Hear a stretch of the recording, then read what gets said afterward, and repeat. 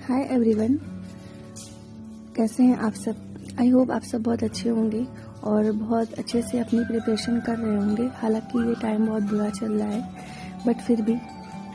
तो in this video I am going to share all the books which is required for UPSC prelims 2021।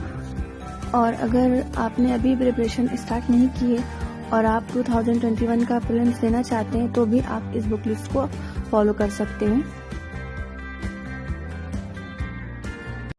तो चलिए शुरू करते हैं। सबसे पहले हमें देखना होगा कि यूपीएससी ने जो सिलेबस दिया है प्रीलिम्स का, उसमें क्या क्या मेंशन है।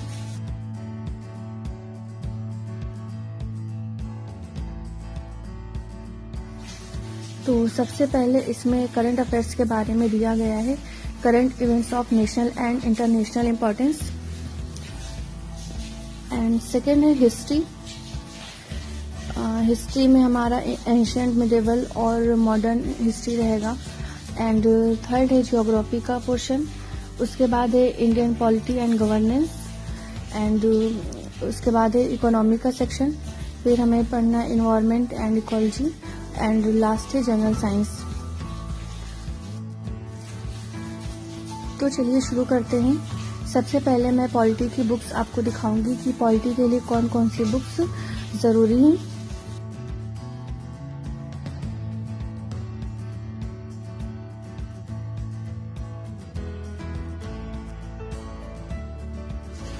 तो पॉलिटी के लिए जो मस्ट हैव बुक है वो है Indian polity by M Laxmikanth. शायद ही कोई एस्पिरेंट होगा जिसे इस बुक के बारे में नहीं पता होगा। And these are NCERTs. Actually मैंने सिर्फ क्लास 9 से लेकर क्लास 12 तक की एनसीईआरटी यहाँ पर आपको दिखाई है पॉलिटी के लिए। ये क्लास 9 की बुक है, democratic politics part first. And उसके बाद ये पार्ट 2 है डेमोक्रेटिक पॉलिटिक्स, ये क्लास 10 की है।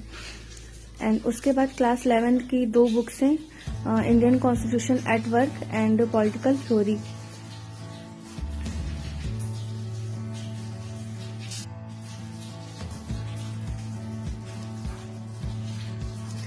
एंड ये क्लास 12 की एनसीईआरटी है।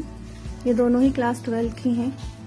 तो अगर आप अगले साल देना चाहते हैं तो आपको एनसीईआरटी पढ़नी चाहिए।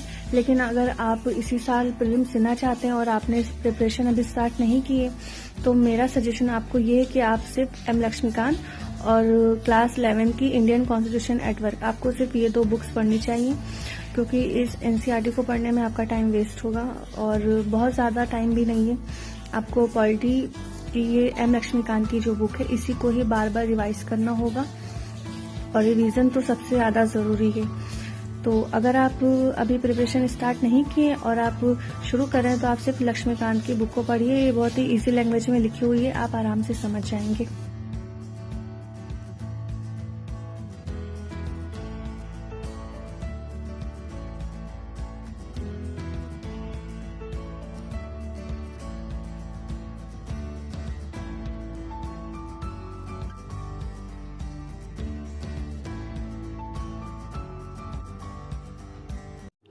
Now I am going to talk about all the books which is required for history for UPSC prelims.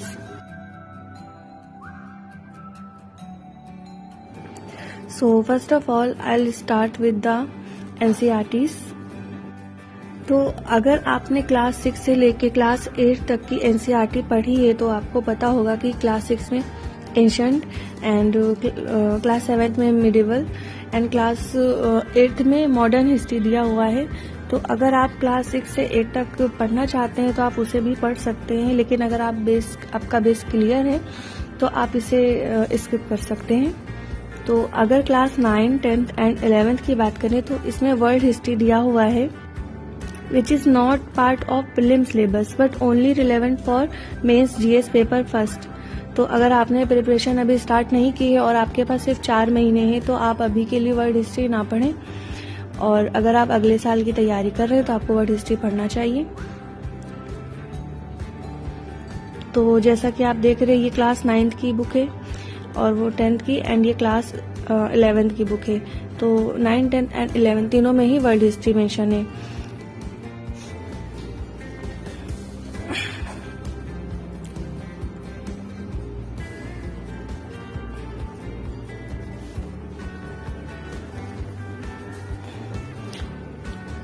यहाँ पर आप देख सकते हैं कि ये क्लास 6 से लेके क्लास 8 तक की बुक है।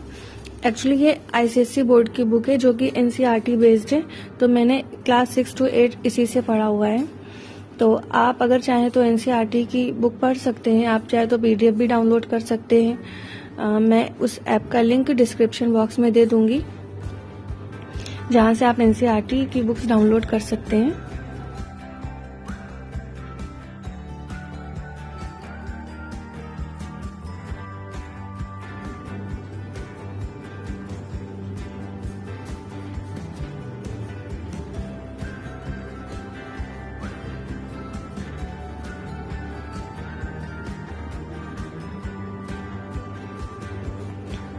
तो जैसा कि आप देख रहे हैं, ये क्लास 12 की बुक है।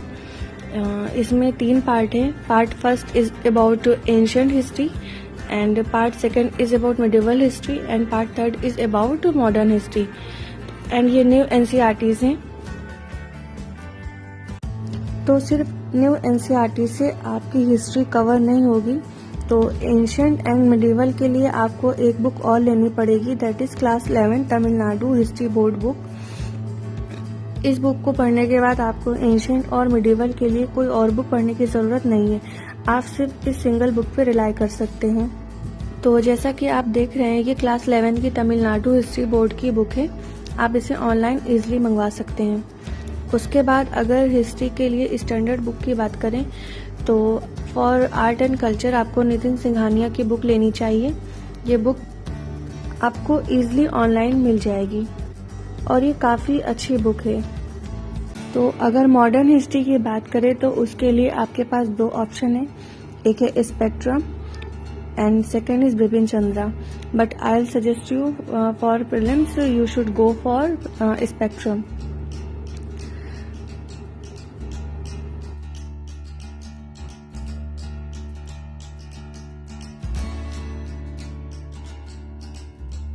तो अगर बिपिन चंद्रा की बात करें तो ये बुक नॉवेल की तरह लिखी हुई है।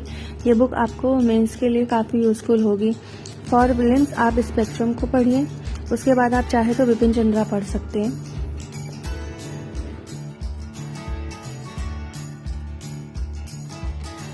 इसके अलावा बहुत से बच्चे न्यू एंड ओल्ड एनसीईआरटीज के बीच कंफ्यूज होते हैं, तो at the very first you should be clear by new versus old NCERTs.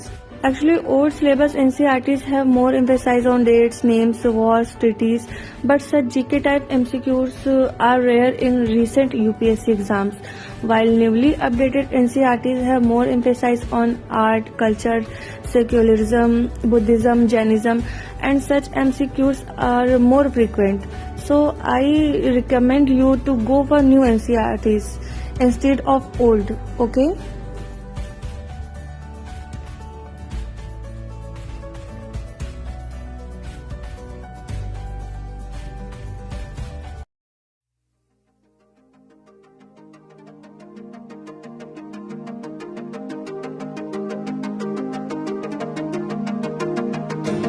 Now I am going to show you all the books which is required for the geography.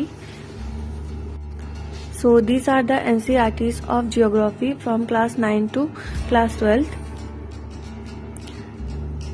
And this book is of class 9th.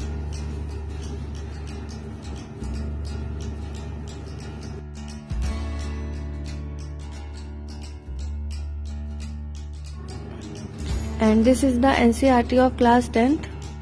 उसके बाद हमारे पास NCERT है class 11 की, that is India physical environment.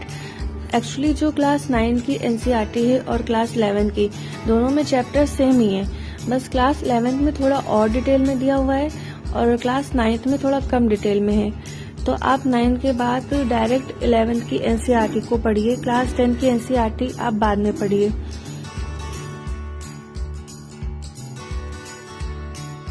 तो जैसा कि आप देख सकते हैं सारे चैप्टर सेम ही हैं।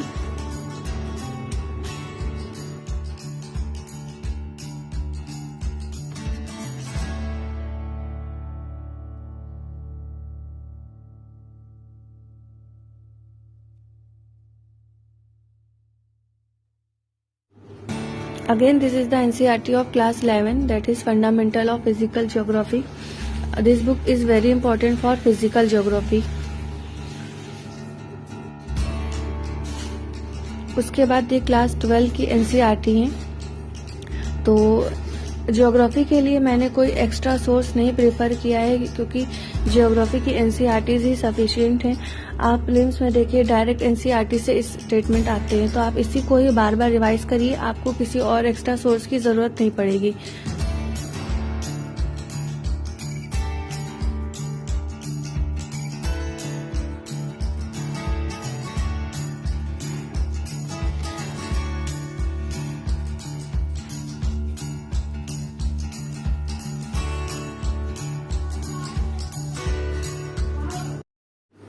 और इन बुक के साथ साथ आपको एटलस भी लेना है।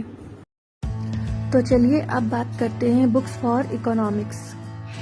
सो first of all I am going to show you NCERTs of economics and this book is of class 9th।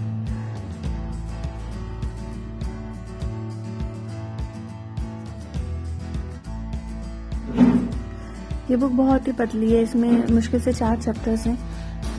And this is the NCERT of class 10th, understanding economic development. ये book भी पतली सी है। उसके बाद ये class 12 की 2 book है, micro economics and macro economics. तो आप मैक्रो इकोनॉमिक्स पे ज्यादा फोकस करिए, क्योंकि ये ज्यादा इम्पोर्टेंट है। और फिलहाल के लिए आप माइक्रो इकोनॉमिक्स को स्किप भी कर सकते हैं, क्योंकि इसमें से क्वेश्चन बहुत ही कम बनते हैं।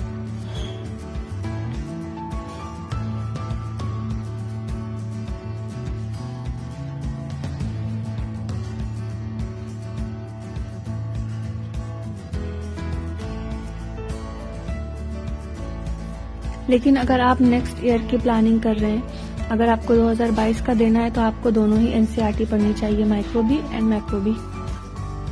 उसके बाद क्लास 11 की इंडियन इकोनॉमिक डेवलपमेंट की बुक है। ये मैंने पीडीएफ से पढ़ा है। आप भी चाहें तो पीडीएफ डाउनलोड कर सकते हैं। मैंने इसे ऐप से डाउनलोड किया है। एनसीईआरटी का एक ऐप है, मैं उसकी लिंक डिस्क्रिप्शन बॉक्स में दे दूंगी। जैसा कि आप देख सकते हैं ये ऐप है, इस पे आपको एनसीईआरटी की सारी बुक्स मिल जाएंगी और सारी रिसेंट की 2020-21 की। तो आप डिस्क्रिप्शन बॉक्स चेक कर लीजिएगा। तो ये हो गई सारी एनसीईआरटीज। उसके बाद अगर स्टैंडर्ड बुक की बात करें इकोनॉमी के लिए, तो रमेश सिंह की बुक अच्छी बुक है, आप इसे ले सकते हैं, ये काफी अच्छी बुक है। इस बुक के अलावा एक सोर्स और भी है जो कि बहुत ही अच्छा है और बेस्ट माना जाता है, जो कि है मुन्नाल सर के हैंडआउट्स और उनके लेक्चर्स। तो आप इसकी पीडीएफ भी आपको मिल सकती है एंड आप चाहें तो इसे ऑनलाइन परचेस कर सकते हैं। मैंने इसे अमेजॉन से मंगवाया है, अगर आप कहेंगे तो मैं इसकी लिंक डिस्क्रिप्शन बॉक्स में दे दूंगी। और जो लेक्चर्स हैं वो भी यूट्यूब पर आपको मिल जाएंगे, लेकिन आपको रिसेंट के लेक्चर्स चाहिए तो मैं टेलीग्राम ग्रुप जो मेरा है मैं उस पर शेयर कर दूंगी और उस ग्रुप की लिंक मैं डिस्क्रिप्शन बॉक्स में दे दूंगी, आप वहां से जाके चेकआउट कर लीजिएगा। ओके, लेकिन इन दोनों में से आप सिर्फ एक सोर्स को प्रेफर करिएगा, या तो आप रमेश सिंह की बुक ले लीजिए या फिर आप मुन्नाल सर के हैंडआउट से पढ़िए, लेकिन इसके साथ आपको लेक्चर्स देखने पड़ेंगे। तो ये हमारा इकोनॉमिक कंप्लीट हो गया है।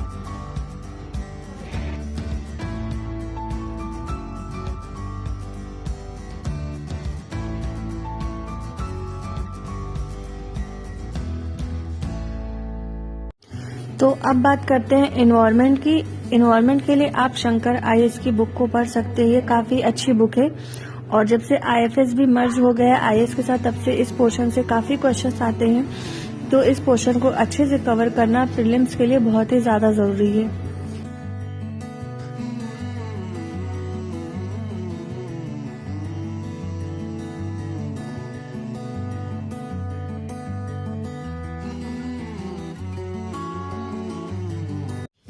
Now I will talk about science. तो साइंस के लिए आपको एनसीईआरटीज पढ़ना है क्लास 6 से लेके क्लास 10 तक। तो ये जो बुक है ये क्लास 6 से लेके क्लास 10 तक और 11-12 के कुछ इम्पोर्टेंट चैप्टर्स का कंपाइलेशन है जो कॉम्पिटिटिव एग्जाम के लिए ज़रूरी है। तो आप चाहे तो अलग अलग क्लासेस की भी ले सकते हैं। लेकिन मैं आपको जिस्ट ही या कंपाइलेशन ही सजेस्ट करूँगी, क्योंकि जो लोअर क्लासेस की जो बुक हैं उसमें बहुत सारी एक्टिविटीज़ दी गई हैं, वो बच्चों के लिए स्पेशली दी गई होती हैं ताकि उन्हें अच्छे से समझ में आए, तो वो हमारे लिए ज़रूरी नहीं है। तो जो उसका मेन कंटेंट है उसी का ये कंपाइलेशन है। तो और वैसे भी मेरा बैकग्राउंड साइंस का था तो मैंने इसे लेना ज़्यादा सही समझा, लेकिन अगर आप नॉन साइंस स्टूडेंट है तो भी आप कंपाइलेशन ही लीजिए, क्योंकि अकॉर्डिंग टू मी मैंने खुद पढ़ाया हुआ है एनसीईआरटी की जो बुक्स है, मैं अपनी बहन को पढ़ाती हूँ, तो उसमें बहुत सारी एक्स्ट्रा चीज़ें दी गई हैं जो इस एग्ज़ाम के लिए यूज़फुल नहीं है। एंड ये बुक आपको फ्लिपकार्ट पर ईजिली मिल जाएगी।